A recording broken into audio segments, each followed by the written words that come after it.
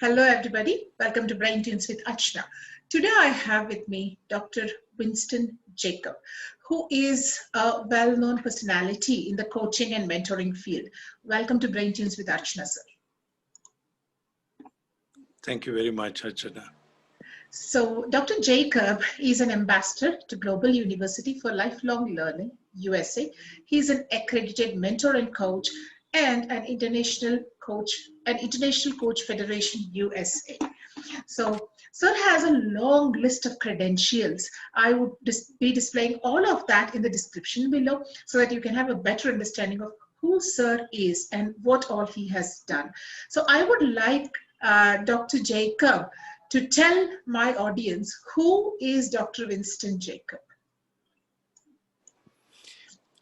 Oh, thank you, Archana. I'm very pleased to be interviewed with you today and humbled for the opportunity. I'm just a normal citizen, and I'm pleased to tell you that I had a wonderful upbringing with my parents, whom I owe a deep gratitude to, a very kind mother who was a teacher by profession and taught me a lot of things at home. And my father was a very strict disciplinarian. And if you didn't obey him, the only thing that he laid on us was a whip. But I think looking back now, I'm thankful for their upbringing. Wonderful, sir. Yes. So, sir, you are an engineer by profession and bearing your academic credentials. Why did you get into management and how did this happen, sir? That's a very, very interesting story because my ambition was to be an engineer. And I started with the Volkswagen German company, working under two very strict German engineers. I went through the whole process of the complete vehicle until I came to the final engine room where I was put in to work in the engine room to learn all the mechanics of the engine. But unfortunately, every time I entered the engine room, I had very bad nasal problem where I used to bleed profusely. So I was taken to the doctor, and what happened was they cauterized two of my veins inside my nose. But even this didn't stop the nasal problem. It continued, and the German engineers were very, very upset that this happened to me. And the doctor actually advised me finally saying that this is the best they can do, but maybe I might have to change my profession. That's when a big decision had to be made. And since my father's family, they all come from the administration line, my father actually told me maybe I should get on to management because he found a few skills in me that would take me on to the management. So here I was, instead of handling machines, I was thrown into a company, a British company, Brook Bonds, to manage human beings. And that was quite a exercise. That is interesting, sir, from machines to the mind. Yes, it was. And I actually was trained under British managers, very, very strict discipline under them. But now looking back, I'm very thankful for the way they trained me. The Brook Bond company was very good to me. They looked after me very well. But one sad thing about them was they only looked, the yardstick for the professional life was more on the social activities, not on my professional career. So I, being a son brought up under strict disciplines in the home, we had certain principles which we had to follow. And I decided that I had to make a change. And when I expressed this to my directors, being the company that they were looking after all the individuals so well, it so happened that one of the London directors was very, very curious to find out as to why I want to leave them. And I told them exactly what I told you. And he said, oh, is that the case? All he said was, what are you going to do? I said, I'd like to continue my management career, but maybe I should move into another country. So he said, have you decided which country? And I said, no. And he said, oh, you must be a pioneering man. And you won't believe this actually was a miraculous hand of God, that in 2 weeks, I get an order from United Kingdom head office that I'm transferred to one of the companies in India, Brookbond Company. And when I came to India, I had all the perks that were given to me, but I found that the yardstick to measurement of your professional life was much worse, where their approach was more scientific. So it so happened that I couldn't even participate in a discussion. Okay. So I had to unlearn all what I had learned and relearn a new language, and also learn the latest modern techniques, the scientific aspect of management, which was very, very interesting. And my lifelong learning journey started then, where I had to become a disciple of action learning on the lifelong learning mode. And that's where I am now. From this career that I launched into, I found that the social life seemed to be the yardstick. And this was a great concern to me. And I was looking around the globe that I might have to go to another country where, all my expertise would be fully utilized. And that's when I found that there was a appointment advertised in our chronicle calling for managers to a country called Papua New Guinea. You will be surprised that I just sent in my application and showed this to my wife, and she said, you'll never get a job. There'll be thousands applying. But you can understand when I tell you that these are all miraculous things that happen in a human being's life, how God is controlling us. I get an appointment from this Papua New Guinea company for me to join them immediately.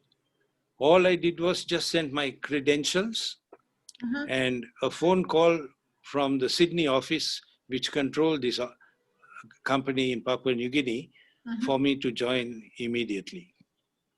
Well, it's very difficult to leave India just like that. They insisted that I give them the 3 months notice, and I had to finish the 3 months.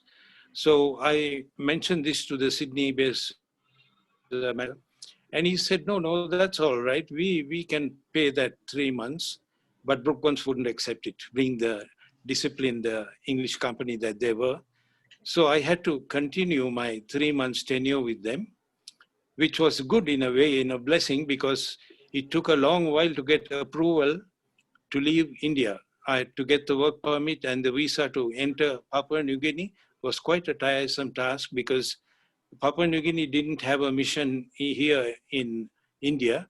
It had to be done through the Australian High Commission. And that took these 3 months to get everything formalized. And there I was, next thing, bundled up with the whole family on the plane to Sydney, Australia, which is the head office of this company. That's an interesting story, sir. It's an interesting story. So what I understand, sir, is you are a staunch theist and you believe that there is God's hand in everything that is unfolding. Absolutely. Absolutely. My whole life's journey is clear proof of a superior being, a God, who's guiding our lives. And I firmly believe that every human has got a genius within, given by our Maker, and for us to live our lives helping one another. That's exactly what I'm doing. Wonderful, sir. And I am actually very intrigued as to how did you actually take this decision of giving up an envious package from a very secure organization, a very safe life, and take a risk of going to a country like Papua New Guinea, where New I Guinea. also, yes, New Guinea. So I'm also actually surprised as to hearing the name of this place, to confess honestly, sir.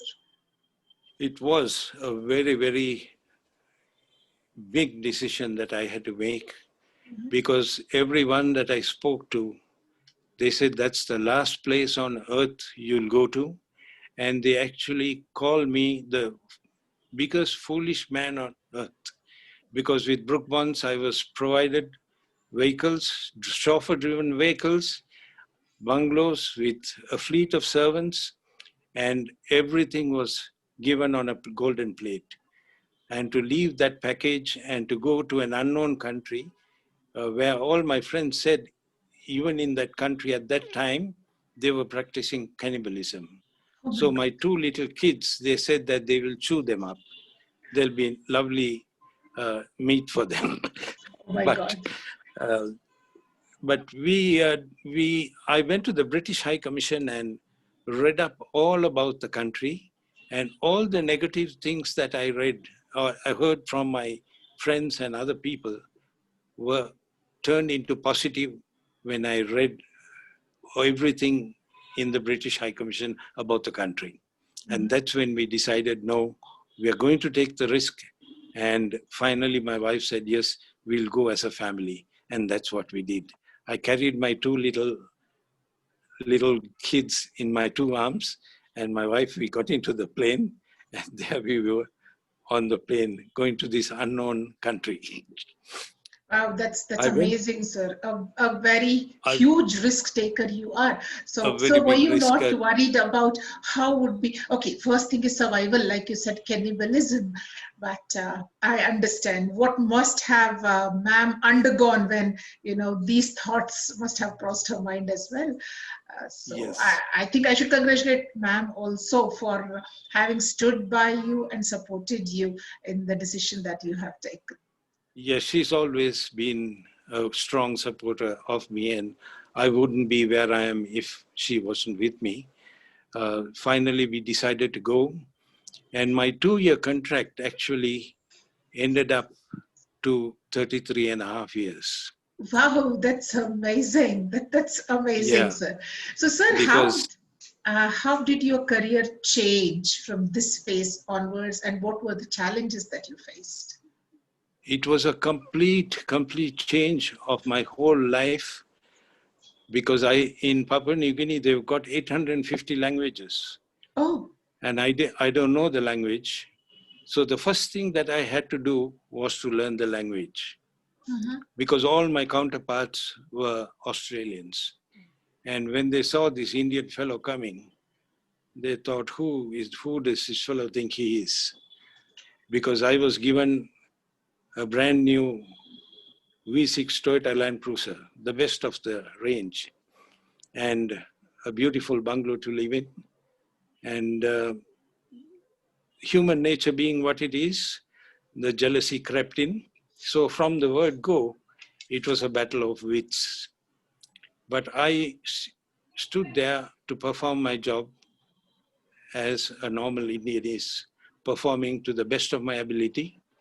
And the managing director was very, very pleased with what I was doing, because he could see a complete transformation overnight by the managers that I had to handle.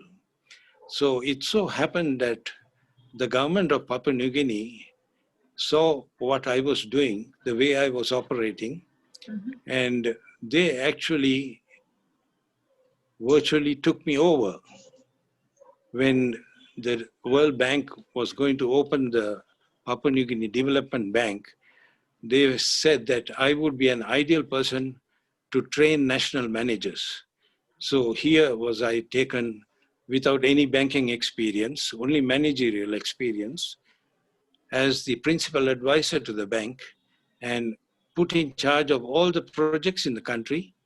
And I had a mammoth task of training national managers. My role was to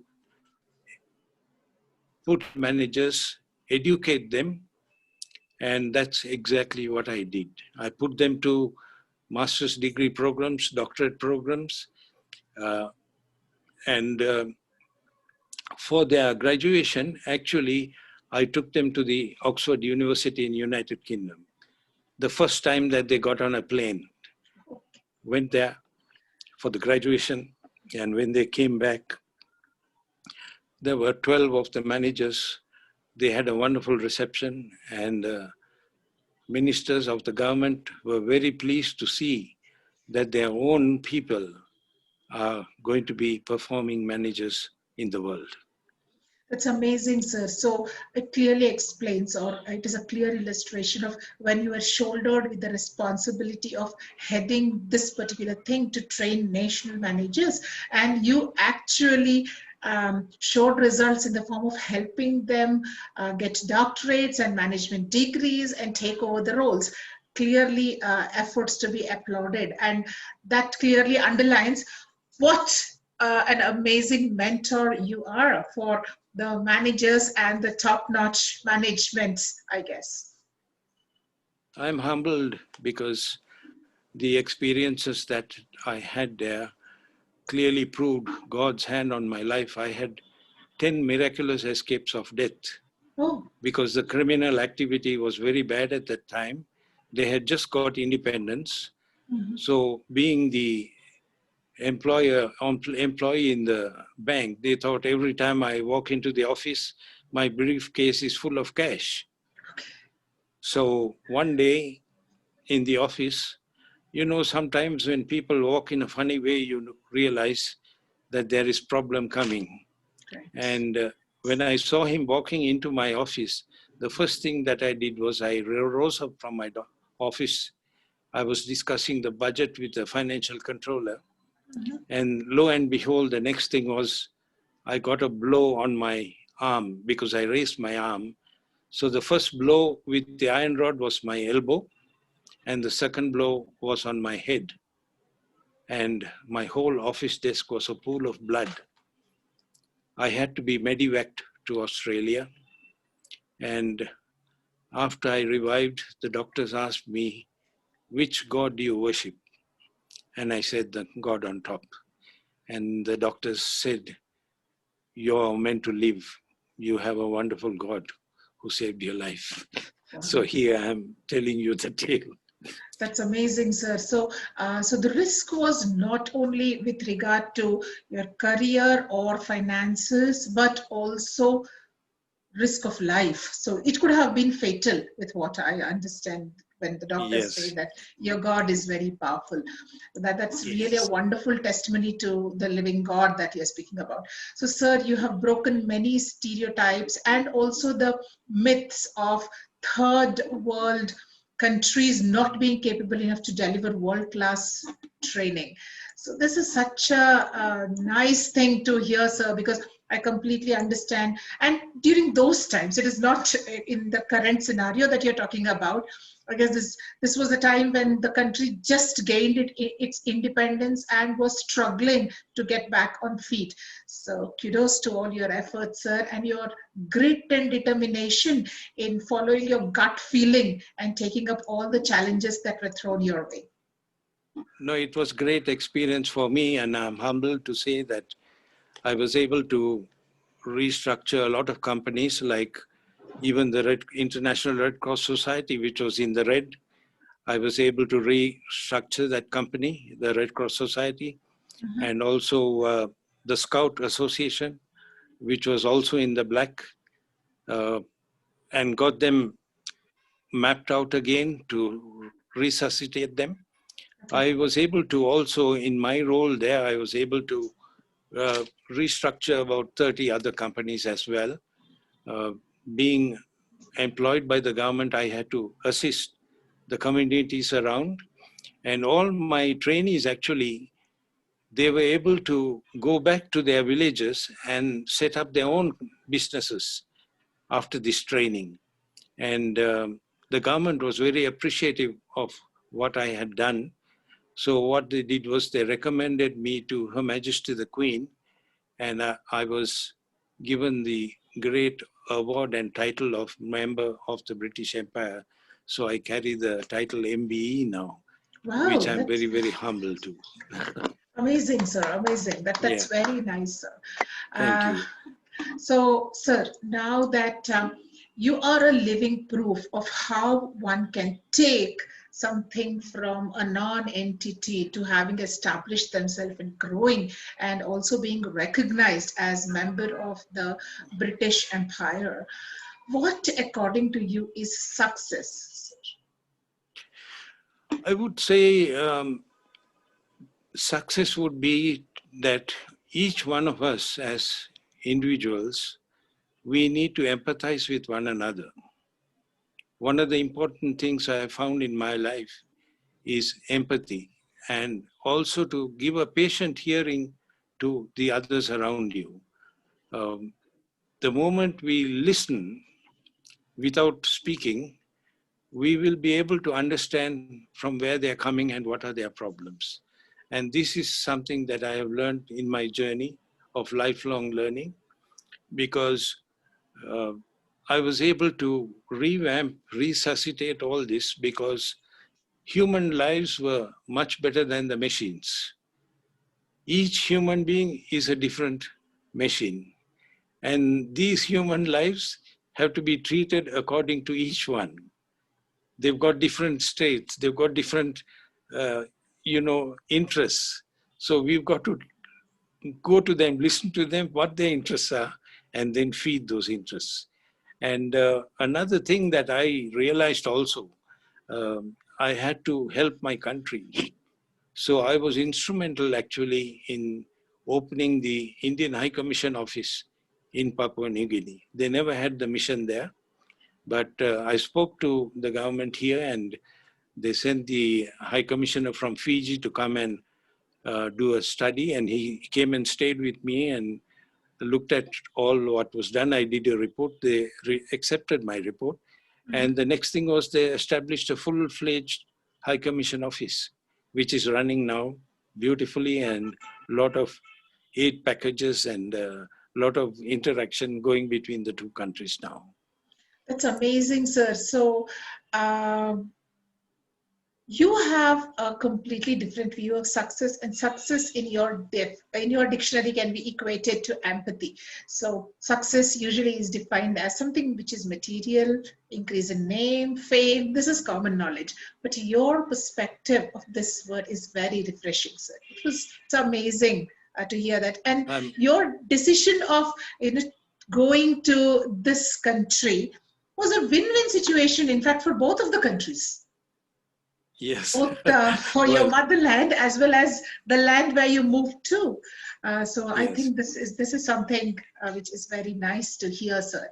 And Yeah. obviously, you are recognized in both countries now, and your coaching, mentoring skills being proved by the humongous success that you emulated, and also by the government's decision to actually establish the whole commission there. So I think it's wonderful, sir.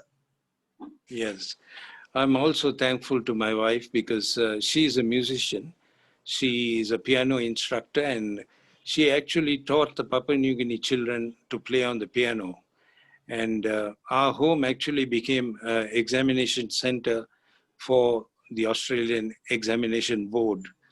And the students that came out from her excelled even the Australian students.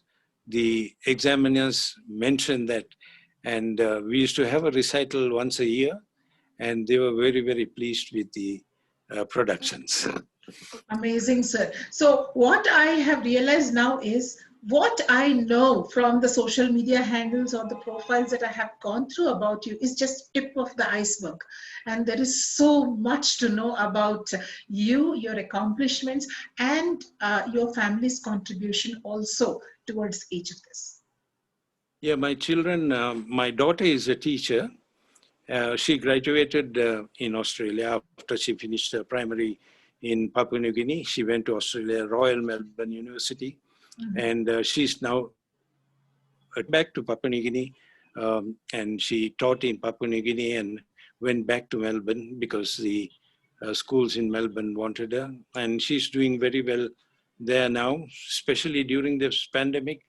She's actually started teaching virtually and come up with some real fantastic models which they might replicate in other states as well. And my son is actually aircraft engineer pilot. And this is also another amazing thing how God works. When the Prime Minister of Papua New Guinea purchased an aircraft, my son, after graduation and becoming an aircraft engineer, can you believe that he came back to Papua New Guinea as an advisor to train Papua New Guinea engineers? And that was my biggest great joy, to see my own son coming back to the country where I did this training, and he was able to train Papua New Guineans to be qualified engineers. He took the batch of engineers to Singapore to train them and brought them back. And now they have an engineering department that's running very, very well. And through this, it brought me a lot of joy that I was able to give back something back to the country through my little kids as well. Sir, it is not something little back to the country. I guess the legacy has continued. You started it, ma'am continued it, and it is still continuing in the form of both of your children. Amazing to hear that, sir. So now that we have heard your perspective of what success is, let us look at the other tangent. What is failure and how does one handle it? We all know the famous saying, failures are the pillars of success. And even till today, this is something that really stands out, because my son is actually doing another examination in the United Kingdom. From little aircrafts, business jets now, he wants to qualify himself to bigger aircrafts. And the first exam he had was last week. Okay. And out of the 3 tests that he had, the first test he failed. And he was very, very dejected and wept when he spoke to me. And I encouraged him and I said, look, this is not the end of your life. You're starting your journey.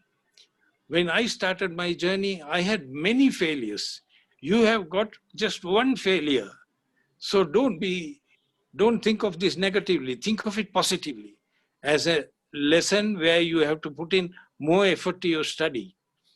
And you won't believe, the next 2 papers he came out with flying colors, 90% pass. Amazing. So this is how things work, and even little children, sometimes they get dejected, they get frustrated, but he is, being the wonderful boy that he is, he put in his best foot forward, and there he goes. He's come out with flying colors. Amazing. I was not very keen for him to do the flying, but he did all this without our knowledge. But he succeeded at the end of the day. That is what matters. He followed his heart, just like his father did, and he has proved to be successful. So I guess that's all in the genes, sir. That's all in the genes. Yes. So audience, Dr. Jacob facilitates executive management, mentoring, and coaching in India and globally. So, sir, if anybody has to train with you, where and how do we approach you? They're most welcome, and that's my joy to do that to the world. My domain, I think you have my domain. Yes, It's sir. www.winstonjacob.com. They can even give me a phone call, and I'll be only too happy to help just about anyone who needs my help. Sir, That'll be my so joy. sir, your mentoring is only physical, or do you also have virtual classes? Virtual classes as well. Everything is being done virtually now. Right, sir. I just came out from a conference last week. I sent you the clipping. You That did. was 4,000 coaches in the world. And That's a it was a huge amount. fantastic experience, yes. Yes, sir. So, audience, mentors, coaches, especially, you have heard Dr. Jacob's stories. He has risen like a phoenix, I must say, from the dire straits he was in. He gave up a very plush and comfortable job that he was holding, all the luxuries, and he defied the social norms, and he also ignored what people were talking about. He followed his heart, did his research, came out successful, proved to be a boon to not only India but also to Papua New, how do we say that, sir? Guinea? Papua New Guinea. New Right. Guinea.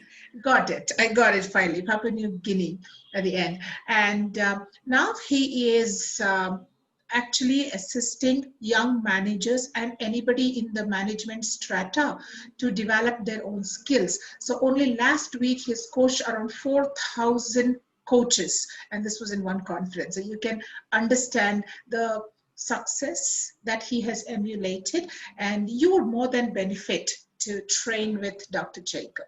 So, sir, what would you like to give a message to my audience? I'd like to tell them to be positive in life and to always remember our Creator and to give back as an honest and true, loyal citizen to your country of the very best. And rewards will follow. Wonderful, sir. So, Dr. Jacob stands for humility, showing gratitude, a man of principles. Never compromise with your dreams and aspirations, even if you know it is a major challenge, like facing cannibalism, taking two little children is something I just can't digest even at this minute when sir is talking about it. So mentors and coaches, you know whom to approach. All his handles are mentioned in the description below in this video, and wishing you all the very best, sir. And it was amazing having you on Braintunes with Archana in collaboration with Radio Brain Drive. I'm humbled. Thank you very much for the opportunity. Thank you so much, sir.